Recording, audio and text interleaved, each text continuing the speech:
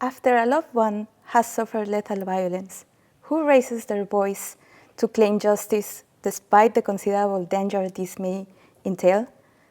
A general empirical observation offers two immediate answers to this question. First, those who generally raise their voice are relatives of the disappeared. Second, most of them are women. My research agenda is aimed at understanding this with a gender perspective and a focus in Latin America. In my dissertation project, I focus on analyzing the collective action of relatives of the disappeared in violent conflicts. Even if the disappearance of persons is not the most common form of violence against the population, relatives of the disappeared often are at the forefront of collective efforts to demand accountability. Additionally, many relatives of the disappeared continue to mobilize even after finding their loved ones. So I ask, what is particular about the disappearance of a person that it seems to motivate their relatives to act? What motivates their long-term mobilization despite the great risk this entails?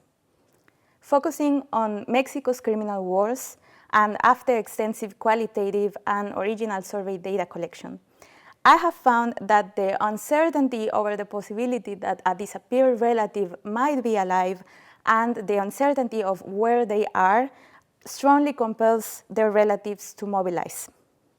Witnessing the unwillingness and incapacity of state authorities to search for the disappeared, relatives often take into their own hands the risky task of searching and demanding justice. Additionally, I have found that violence against a relative generates pervasive stigma and community exclusion. Against this, groups of relatives of the disappeared who form strong affective bonds with one another are more likely to stay mobilized in the long term, sometimes even after finding their loved ones. Amidst despair, strong affective networks sustain high-risk collective action.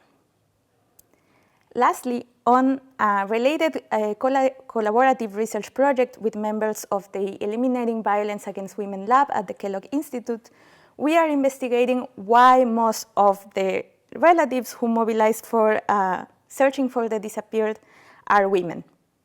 We have found that internalized gender expectations compel women to mobilize as a means of protecting other members of their family, even if it means putting themselves at risk.